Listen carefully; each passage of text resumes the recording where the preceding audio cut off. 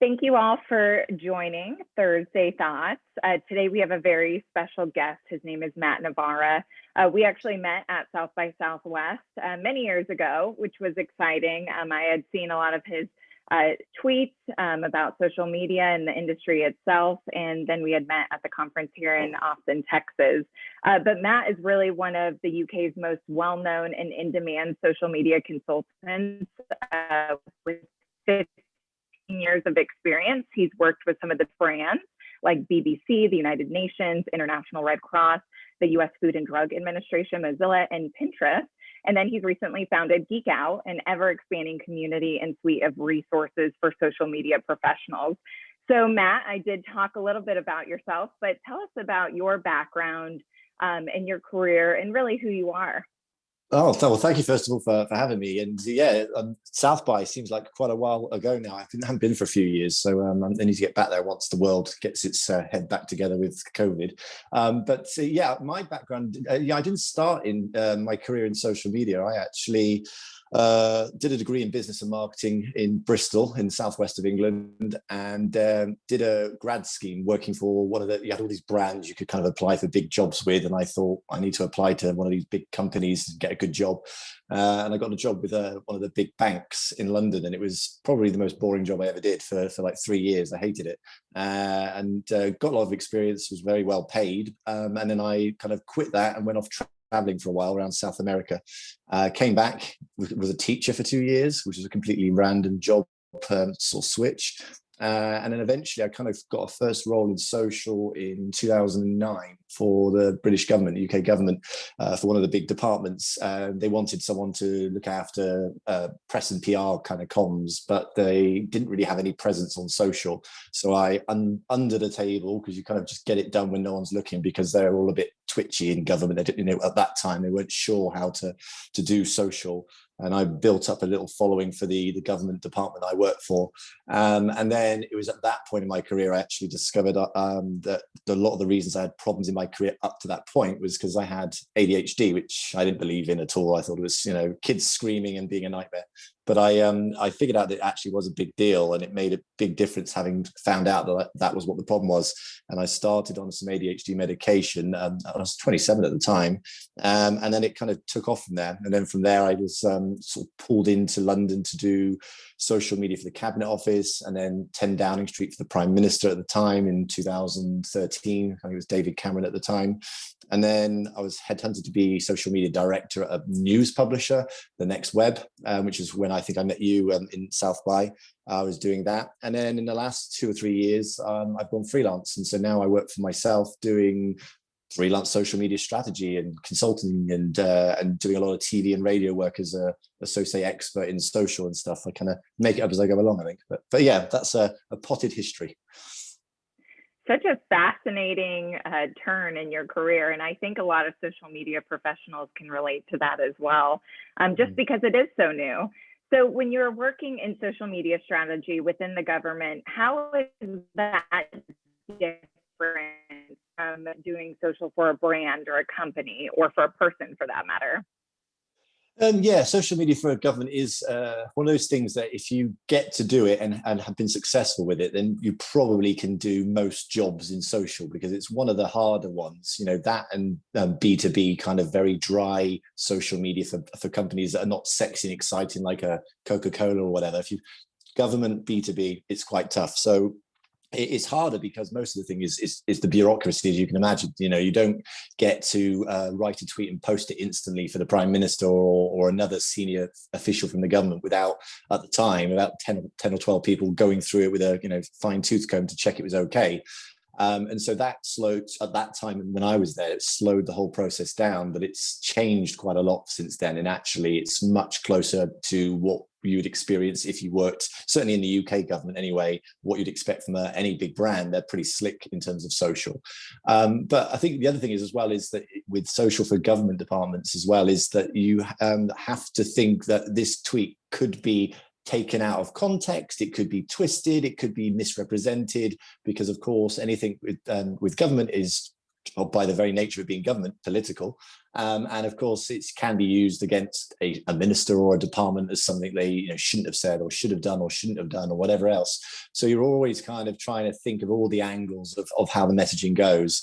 And I think the other challenge, of course, is budget and cost as well. That there isn't huge amounts of money when I was there at that time in 2010, 2012, and probably right now it's pretty bankrupt as well. What with COVID and the cost of that to the country, so it's often coming up with really clever, innovative ideas that are low budget but high impact that capture people's imagination. So it does have some unique challenges, but I think that's part of the joy of doing it. But I think after a little while, it feels like a prison sentence, and you need to kind of have a break, and you go and do something else for a while. But I'd do it again. I think I would do it again. I like the low budget, high impact. That's sort of like in the startup world I'm in right now. It's a similar principle.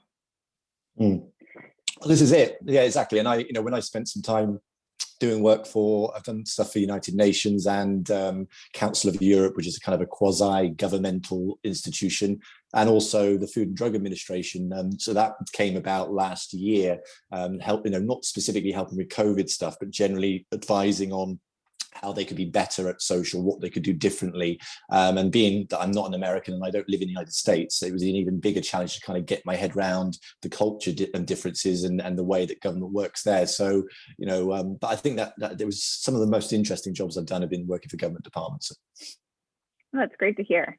So let's switch topics a little bit. We're learning about privacy and data ownership this week. So as people become more aware of what they're giving up to join these social media networks, why is it important to be transparent during this time with how you're using data and advertising on social media? Let's say a brand, being transparent in that matter. Yeah, there's stuff to do with privacy and data ownership and kind of people wanting things to feel, and not only feel, but actually truly be authentic. And I think all of this stuff stems from the fact that we've had a number of years in the early in the first era of social, in the first part of social, everyone was just sharing everything, and people were thinking, this is a great novelty that you can talk to the world and people can reply back to you, and I'm going to go to the dentist and here's me at the dentist on Instagram. That kind of stuff really early on was quite exciting, and the same with any new platform. That's people kind of go to town on it. And then I think, over the time, people started to realize actually sharing everything about your life and what you're interested in and your opinions and views is not necessarily a good thing, particularly because, when you go for jobs and careers, we're realizing actually some of that stuff comes back to haunt you sometimes, or it could be the fact that some of that information can be fished and used for sort of other purposes by somebody who has some sort of criminal intent. And also, I think people are just kind of actually don't want to kind of talk to the world about everything. They want to speak to people that are like them, or people that are interested in the same things as them. And so we've kind of come back round this kind of bell curve of sharing down the other side now, where everybody's feeling like, actually, I want to retreat into like private groups and communities and encryption and disappearing messages and ephemeral stories and things.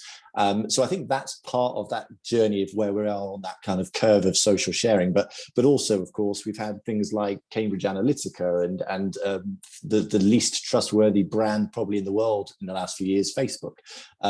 People just don't trust a lot of things and a lot of people and a lot of companies. And that's not been helped probably by the likes of your former president, Mr. Trump. He was one that probably made people's ability to trust and be able to believe in authoritative figures or in brands or in individuals a lot less, because everything was fake news. And so now we're at this stage in life with social where people, not just individuals and influencers, but brands as well, need to think about, they need to be seen to be as open and honest and transparent and engaging as more than they ever have been.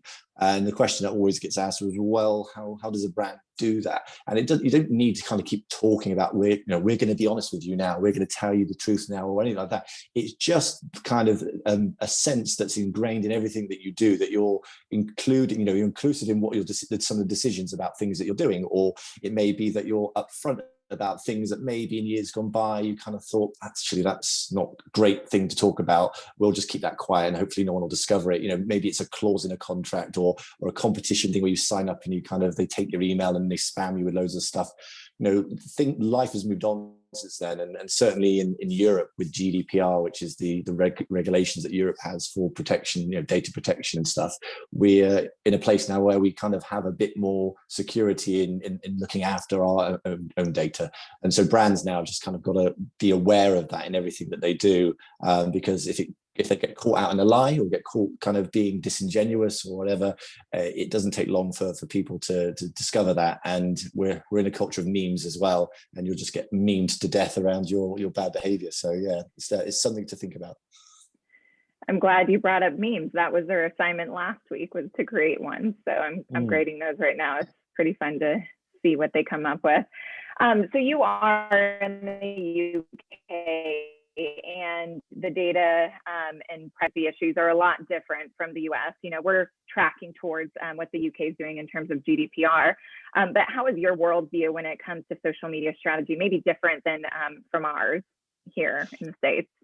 Yeah, well, I think it just feeds into the points I was making a moment ago. That Europe does have some peculiarities, and I think good ones in this instance. Normally, we're doing weird things that are completely different from the rest of the world, but this time I think Europe's done a pretty good job in making sure that there are added sort of protections in terms of your security of your data and the rules around what people can do with that data. And for example, at the moment, there's quite a lot of features that are within Facebook Messenger and the other sort of apps such as WhatsApp, etc., which don't work here. We have a little warning that comes up and says, due to GDPR regulations, this feature is not available because it's the way that the data is transferred between different parts of the company, or if it reveals more information about you as a user.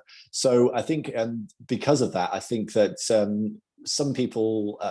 I think we're just very fortunate, and I think it just people when they're creating competitions and giveaways, when they're coming up with campaigns, ideas, when they're looking at kind of using the different features and functions of these kind of messaging apps or any social platform, you have to sort of have an extra added layer of kind of checking in place around, does this comply with GDPR, or is this going to be able to be actually carried out and implemented and executed? Because if there's something to do with data security, data protection that limits us from doing it here, that you may not have the same rules elsewhere, then we might not be able to run the competition. And as well as the fact that the rules here are at the moment somewhat unique compared to Australasia or America or Asia or whatever. So if you've got a global brand with a global reach, you kind of have to almost have two different versions sometimes of these things. So I think there are differences, and I think it's for the better, and I think the hope is that the rules that are here will spread to become a global kind of rules for everybody. It would make a social media manager's job in the UK and Europe far easier if it did happen. Mm-hmm. Absolutely. So you talked about misinformation a little bit, and the former president's take on that. So how is it affecting social media giants like Facebook and Twitter? There's a lot happening under the hood, if you will. Yeah, misinformation, disinformation, fake news, whatever kind of terminology that's bandied around about it, it ultimately is, in the set, they're all talking about similar things, and it isn't a completely new thing. I think people forget the fact sometimes that this didn't happen when Trump went into office and that it was invented by Trump. It was a case of it was amplified and exaggerated and worsened, and also people have become more savvy and realized actually some of the risks and dangers when people don't trust authoritative figures, particularly at the moment with the pandemic and things, what damage that can cause and the risks and issues it can cause. I think there's also the fact that, of course, social media increasingly we've learned that it's very polarizing, that I think the theory or the belief by Mark Zuckerberg and many of the other platforms in the early sort of days of social media was that it's really good to get the whole world on a big platform and throw everyone together and it will be one big happy family. I'm sure it wasn't quite as simple as that, their thought process, but certainly it felt like that. And I think what they've learned now, what we're all learning and realized in the last few years, or maybe longer, is that actually people can be quite nasty and quite vicious, and also that people have quite entrenched views, and that some of these platforms, because of the way they're set up, the structure of them, or the algorithms and the way that they're incentivized to amplify exaggerated extreme views and polar opposite views, leads to people being thrown together and clashing and actually becoming what they call filter bubbles, and people have their own view and they tend to go towards the thing that they most feels most similar to them, that where people are sharing the same views, and if anyone comes up and argues against them, God help them.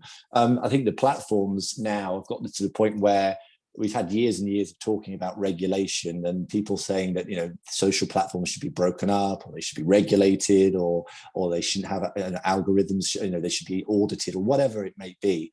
And I think now in 2021 we're at that kind of tipping point where the talking is been done long enough, and the patience of the users and governments is kind of done with, and now they're at the point where they have to take action and implement change. And I think Facebook gets rightly gets pulled up a lot because they're the biggest platform. They have billions of users. They have been caught in multiple lies, not to say that the other platforms haven't lied. But but also the flip side is that when they do stuff that's good, and they do make changes or innovating things, which, to be fair, they're probably one of the most innovative social platforms out there, even though we see them copying a lot of stuff. They actually do create a lot of new technologies, particularly around the area of harassment, bullying, and trying to control some of these concerns and issues around spread of fake news and stuff. But that gets lost with the other stuff, the stuff that they get tarnished with. But either way, the situation now for the platforms is that they have to make significant changes to the way that the platforms operate, and the things that we're seeing now are they're opening up a bit more. Like TikTok's been a bit more open about TikTok's algorithm. Facebook's talked a lot about how it operates, how its algorithm works. Twitter has suggested it would like to have an algorithm app store where you kind of like go in and you kind of go through all the different algorithms and go, right, I want the algorithm that boosts anything from friends and family, but it pulls down rubbish stuff to do with politics. That's the algorithm I want to sort my feed. And the idea of being able to pick and choose the algorithm that does what you want it to do, and knowing what it does, is quite an interesting idea. And the UK is also considering ideas around auditing algorithms, which I think would be very, very difficult, but it gives you an idea of where these platforms are going. But the only other point I would make is around all of this stuff is that, when any of the platforms make a mistake, because they 96, 98, 99% of the time for some of this stuff, they are getting rid of it before we even see it, or solving these things before it becomes an issue. But of course, as you can probably guess, 1% of 2 billion people, or however many billion posts that go up every year or day or whatever, is still a lot of things, and that can be quite dangerous for some people. So they've got their work cut out, and I wouldn't want the job that some people have in Facebook and others for policy decisions. But yeah, interesting. It's a tough job right now. So students are working on an assignment this week with terms of service. So they're looking at social media platforms and reviewing their terms of service, diving into what it means, what they're giving up. So have you ever questioned a platform's terms of service before joining it? I'm probably no different to anybody else on this stuff. We all have these, whether it be a competition that we enter, or a platform that we sign up for, or an app that we download and kind of register a profile with, and endless amounts of legalese, and no one's got the time, nor sometimes the legal qualification and understanding of what any of it actually means. What you really need is kind of like it condensed into 10 kind of key bullet points or something. These are the key things you need to know, and are you happy with them? Tick, tick, tick, tick. But often with these platforms, they're so huge that it's nearly impossible to be able to do such a thing as condense it down. And I think, again, trying not to be too harsh on Facebook or any of the other platforms that are guilty of this, in terms of having such complex, detailed T's and C's or terms of service. They have got better. They have now got most of them have landing pages where you can go in and they try to kind of give you in bite-sized bits. What are the rules? What are the community standards? And it is then on us to decide whether we want to read them. And I think for the most part, I would guess in that 90% plus people probably don't and never look at them. I think the only time when I've actually spent any time looking at them is when I've worked for the Next Web, for example, as a news publisher, or anywhere else where I'm kind of doing something on behalf of another company, which is kind of quite a lot of the time. If we're doing something, what's the ownership of this content in terms of the platform, or are we going to get our account suspended or barred by doing some of this stuff? Because when I worked at the Next Web, they, unlike your tech crunches or BuzzFeeds of the world, which are, as much as they're fun and very good journalism and everything else, they're not particularly kind of risk takers. Whereas the Next Web, who I worked for, were always wanting to push it to the edge and being a little bit provocative, a bit kind of silly, and taking a few risks. And so we would constantly check to see if we were, whatever it was we were doing, was going to get us banned from the platform. And we, on a couple of occasions, we've had warnings when I was there. But my boss always said to me, which is the best boss I ever had, Matt, don't ever ask me for permission. Don't ever ask me for permission. Just ask for forgiveness and push it to the point where we get sued in court, and then you'll know you've reached the limit of where we're to go. Other than that, don't ask me, just get on and do it, which was very refreshing, given that the years prior to coming to the Next Web, I worked for the government and I would be writing 140 character tweets and 7 or 8 people would be looking at it, and it'd take 3 or 4 days for it to be signed off. So to go from that to the Next Web was like, yeah, just do what you want, whatever you want is fine. Was a breath of fresh air. So yeah, it was good. Yeah, and you're kind of involved in maybe making changes to the platform if you guys did push it to extremes, which is fun. Well, and I think that these platforms would have probably at times wanted to kind of lock me down and stuff, because there was a period of time when in the last year or two at the Next Web, where I had a couple of friends that lived in Singapore and India who were what they call white hackers. So they're not doing it to make money or scam people, but they're doing it to find vulnerabilities in the platform, or to just out of curiosity to explore the public code of the site, see what they can find. And that for a long time became a thing that I guess got me a bit of notoriety, in that they would send me screenshots of features and tools that were hidden in the code that were coming soon, or things that they were about to launch and stuff. And there was one famous incident where I had discovered, and someone else had also helped me discover, all of the screenshots and features to do with Instagram's IGTV before it was launched, before anyone knew it was coming. I think a few people heard that they were working on some sort of video feature. And about 3 days, well, I didn't know at the time, but it turned out that it was 3 days prior to when they were doing a big launch of IGTV. I had all these screenshots of all of the features and all of the information about it. I just tweeted the whole lot out and shared it to the world, and everyone's like, oh wow, look what Instagram doing. And then thought nothing of it. And then 3 days later, there was a big, massive event with some celebrities in different cities around the world from Instagram launching IGTV. 6 months later, I think it might have been at South by Southwest, actually, I went to a private party with and Facebook invited me to go to it. And I didn't know the people there, and they called me in, got me a drink, and they said, oh, we'd like you to meet some people at Facebook and Instagram. So I went in there and they said, oh, Matt, this is so-and-so and so-and-so and so-and-so. They're the head of press for this, the head of PR for Instagram, head of whatever. And they said, and I was like, oh, hi. And I didn't think of anything about all this stuff. And then the guy looked at me quite steely-eyed and just said, so how are you finding this information? Like really cross-looking. I thought, oh, I'm in real trouble now. And then he didn't. And then he laughed. He said, I'm only joking, I'm only joking. He goes, but you do realize that, do you know, however many months ago, you posted some stuff about Instagram and IGTV? And I was like, oh God. He knows about this stuff. He said, well, we had a whole comms plan that we'd spent 6 months building, with lots of graphics and images and all our tweets lined up and all of our Instagram video posts ready. And you revealed everything in your tweets, and it trashed the whole of our comms plan. Can we have a better relationship with you? Can you come in and let's see if we can work together a bit more? So they would have probably liked to have banned us at some points, but they've never found a good enough reason, I guess. That's a great story. And a great segue to our next question. So you're building a community now of social media professionals, and tell me about Geek Out, what you're doing and how you're trying to help others in the industry. Well, yeah, I could be really kind of like sycophantic and go like, I want to give something back to the community and stuff. And it's not really about that. That's a byproduct of it. And I'm glad that that's what it is. I do it selfishly, self-centered, because I enjoy it because I'm a nerd and I'm a geek. And it just so happens that it's really useful and interesting to lots of other nerds and geeks like me. So that's a bonus. But yeah, when I left the Next Web, I created a group on Facebook. This was back in 2017, 2016. And I hadn't done anything with it. And I just thought I should do something, create a group community. This is what Facebook is saying is what they're pushing hard on. It does seem like that's the way it's going. And now as we look 2021, private groups and things are a big deal.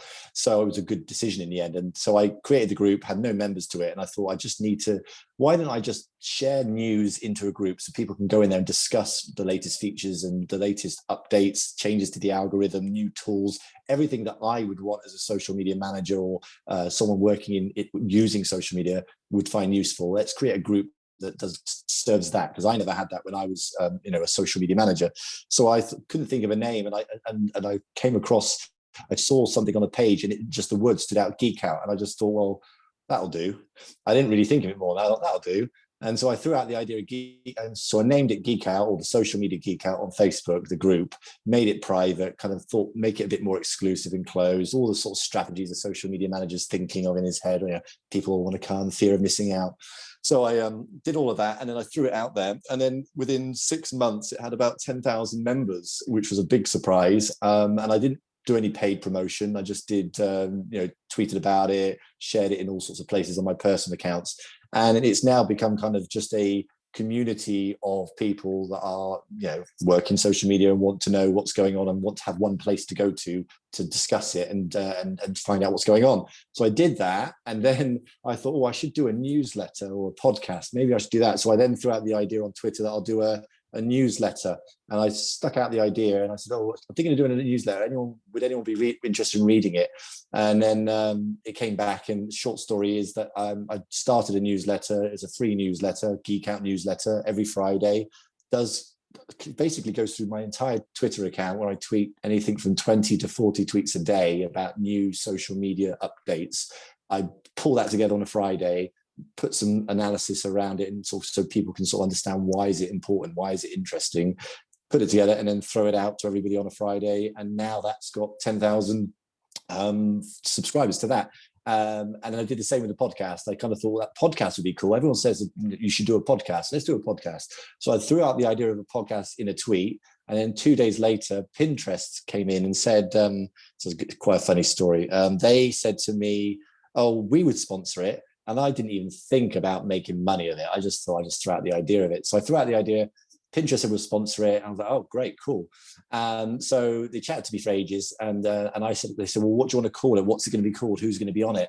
And I said, well, it's going to be called the Social Media Geek Out Podcast. It's really not very original, given what I had already. And we're going to have people from Facebook, Twitter, Snapchat come on, the executive team, bosses from the platforms. We're going to grill them about new features and stuff that's going on, and we'll talk about what's going on in the industry and stuff.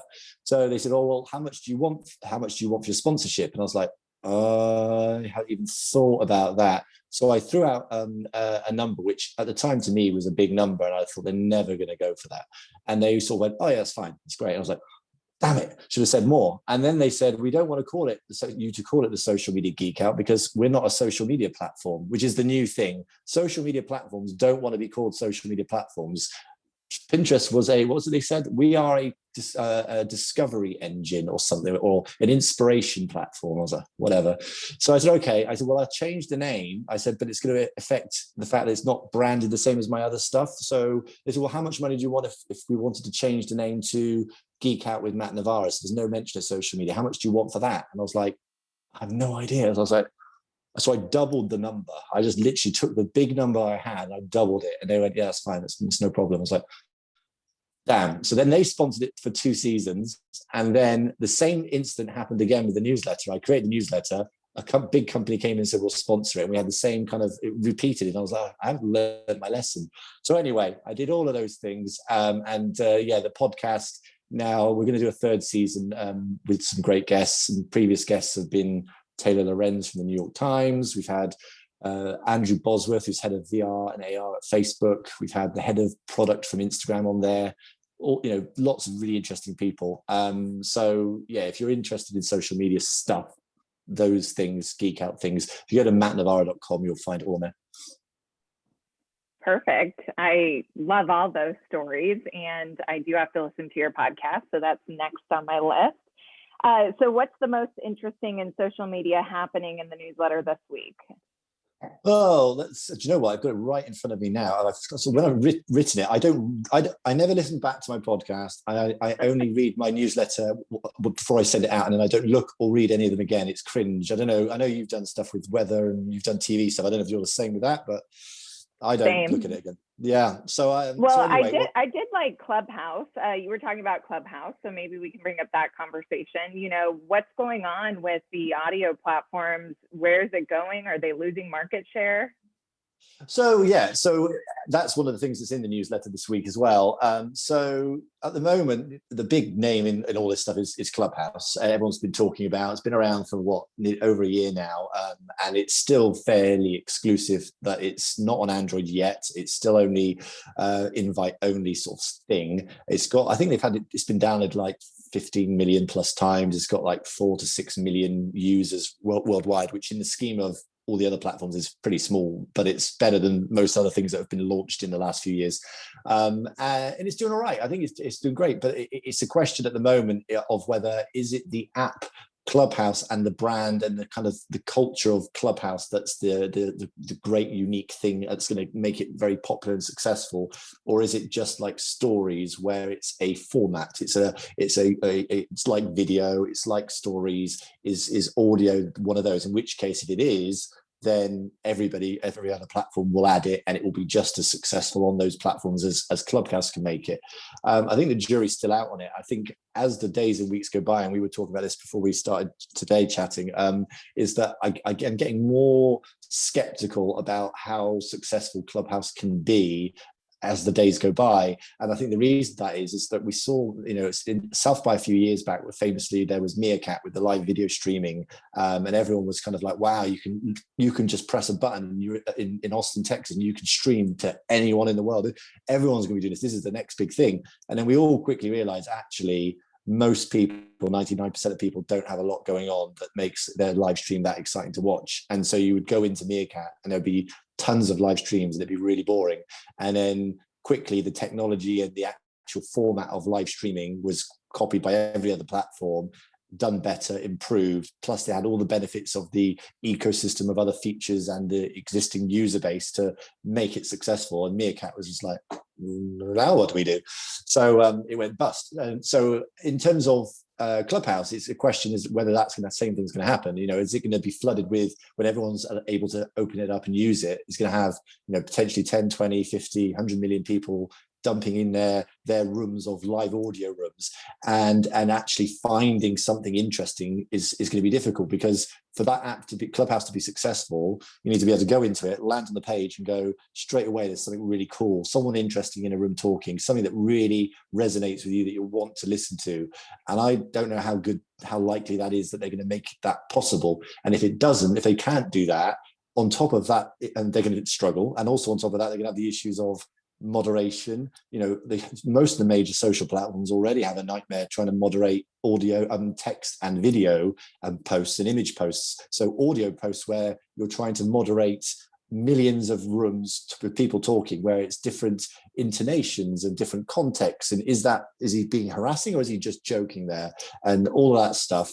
They've got so many issues that they've got to overcome, which the other platforms have got a massive head start on, because they've got tech and infrastructure for moderation for already. Plus Twitter Spaces, which is the biggest rival to this platform at the moment, has however many hundreds of people, million people using their platform already on Twitter. So I think Clubhouse is going to struggle, but everyone's copying it. Facebook is working on its version. I would hazard a guess that within the next 6 to 8 weeks, we'll see a Facebook version of a Clubhouse. Spotify is rumored to be doing something similar. And there's a few other Twitter Spaces, and there's a few other apps as well. So it's a big playground at the moment of who's going to come out on top. But it's good. It's better than it just being Facebook and Twitter and Snapchat. We want something new, so it's all good. Absolutely. Yeah. So where do you see social media going in the next 5 to 10 years? I know if you could look into a crystal ball, you'd hope you'd be right, but it changes so much, right? Well, I'm hoping it doesn't change so dramatically that I'm out of work and that my skill set and my knowledge and expertise becomes redundant and I'm unemployable and I have to kind of go back to becoming a teacher again. That would be a nightmare. But I think Facebook's vision of the future, and it's not just Facebook's vision, it's Facebook have talked about it more than others, but other platforms are doing the same, is mixed reality, AR, VR, and it's about the device that we consume content on, and the way we experience online content is the big shift that's going to come down the line over the next 5 to 10 to 15 years. And so at the moment, everything is dominated by being on a handheld mobile device, which are really powerful, do lots of great things, but it's still a thing you have to pick up. And it sounds like, how lazy are we as humans that we're potentially complaining about the fact we have to hold a device? And, oh my God, we got to press a button, and we've got to scroll manually. I can imagine my daughter and family, younger family, coming up when they're older, saying, you had to hold it and you had to touch it and move your finger. How rudimentary is that? I think that that is gonna change, and that's certainly what Facebook is and other platforms are doing. So we've seen Apple's rumored to be sort of going to start talking about its mixed reality Apple Glass, because anything that's mixed reality has to have this name of Glass, because Google had Google Glass, Apple Glass. So Apple's working on its version. Snap has already had spectacles, but it's been kind of more restricted to focused on kind of taking pictures and video versus doing AR and VR stuff. But I think all of the major tech platforms, Google, Facebook, Twitter, maybe not Twitter actually, but the other ones will probably pull together their own version of a device, whether it's glasses or some other thing, maybe even contact lenses, whatever it may be, where we're consuming content through that. And even more spookily, if you've been following what Facebook's been doing, they've bought a company called, which enables them to detect I think it's like electrical impulses that are going on in your body to be able to control your environment on these platforms. So the example on my podcast, we had Andrew Bosworth, who's head of VR AR Facebook guy, came on, and he was giving us the example of a scenario where they've got technology they think will have a working prototype within the next 3 to 5 years, where a scenario could be that you're sat at your desk and rather than thinking, I'm going to send an email to my friend Sarah, and I'm going to open up Gmail, and I'm going to say new email, and then I'm going to start typing email, and I'm going to send all the stuff we do now, which is still pretty cool and easy, and it's not that hard. But in the future, it'd be a scenario where you can think, I want to send an email to Sarah, and you just think it in your head, and then Gmail will pop up and it'll pre-populate it with anything. And then you'll think, right, I want to say, dear Sarah, and you'll be thinking it in your head, and it will start typing it. And then it's not that far off being able to do basic limited versions of that. And so if you can imagine a scenario in years to come when you have a very slimline, powerful pair of glasses or spectacles that don't look like a stupid nerd geek box on your head, but actually look fashionable, or they don't look horrible. But also you can kind of have it so it's completely see-through and you can see everything. And then if you want to see directions, it overlays it with just kind of a little arrow here and there, like we see on Google now. You can do that already. And then if you really want to go full immersed and you want to kind of be in a completely virtual world and be teleported to a place to feel like you're with somebody that's on the other side of the world, very easily you could do that. And I think that the teleporting thing is the thing that Facebook is really bigging up. The idea that you will have a very, very realistic version of an environment that you can sort of completely immerse yourself in and feel like you're actually there, and you'll be with somebody that's on the other side of the world. You'll see the physical representation of them. Their voice will be as good as if they're in the room. The representation of them will look as if they're in the room, and you can manipulate objects as if you were in the room. You are virtually teleporting into the place that they are. So that's going to be a big shift in how people use social media, and you're not going to have to worry about scheduling a tweet in 2035. It's going to be something so far more crazy. I love it. It's like automation meets heads up display meets some sort of holographic, I don't know, image of some sort. That's fascinating. All right, so let's get to the rapid questions. I'm going to ask you a few questions and then you can answer them pretty fast, and then we can get to the Q&A. So what's your favorite social media platform and why? First one's an easy one, because Twitter, and the reason why I'm a big fan of Twitter is that it was the first platform and experience I had on social where I sat there and thought, oh my God, I'm a big fan of X celebrity, or I'm really interested in this company and their CEO or that celebrity is on there, and I can send a tweet and they'll get a notification and they might look at it and read it. That's incredible. And I think that kind of buzz still exists today. I still get excited when somebody that I'm really impressed by or look up to likes a tweet of mine, and I think that basic element of it is great. Also, my ADHD, I don't ever make stories because I've got no patience to kind of spin things around, make the graphics look nice, add a bit of just tweet. I've got no time for it. So yeah, Twitter's easy, my favorite. What's one thing you wish you knew before working in social media? I get a lot less sleep, and I'd be a lot more stressed and anxious. The number of times I've gone to bed and thought, oh my God, have I scheduled that post? Or did I tag the wrong company? Oh my, any of those kind of things that any social media manager has given me many a restless night. And so I think, yeah, not realizing that.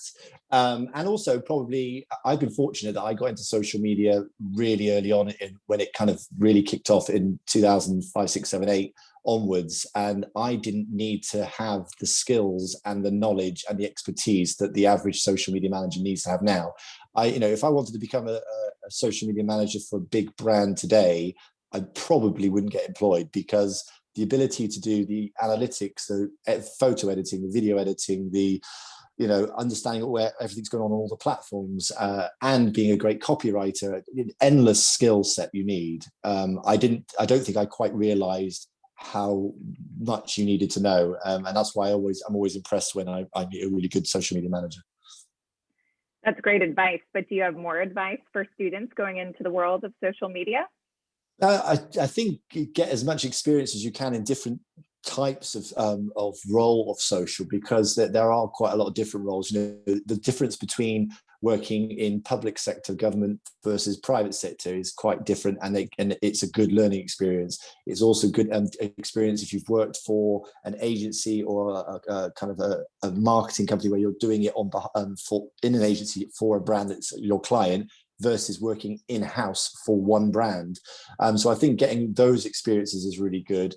And I think also don't underestimate the power of YouTube and self-learning. The platforms like Facebook, Twitter, all of them actually have their own kind of tools and services for learning everything you need to know. Like you've got Blueprint on Facebook and Twitter Flight School, and they all have something similar. And YouTube, you only have to Google, how do you do such and such and such? How do you edit a video to make it blah, blah, and it's there. And so any spare chance you've got to kind of learn the basics, so manipulation of images, basic video editing, learn to be a better copywriter, those skill sets will stand you in good stead as a foundation for future roles. Absolutely. And what new platform do you think will take off next for social media? Well, we were talking about the audio platforms, and at the moment, those are the only real new platforms that seem to be getting traction. If you'd asked me a few years back, it would have been TikTok, and I think it was fairly evident early on that TikTok was onto something and it was going to be successful. I don't think I or anyone else quite realized how successful, and I don't think that Clubhouse is anywhere near that. That's likelihood of becoming as successful.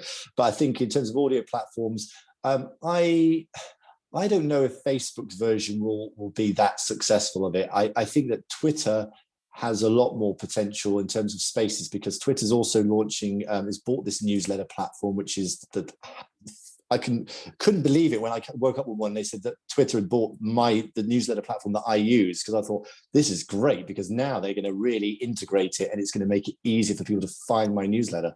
But yeah, I think with Twitter having that ownership of review, then they're starting this super follow feature, which enables you to paywall tweets selectively, your tweets. And so you can imagine a scenario on Twitter now where you'll be able to have a newsletter on their newsletter platform, which you could paywall or have an exclusive version of. You could selectively tweet things which are really insightful or funny or whatever it is that people will actually want to pay a few pounds for, a few dollars for every month.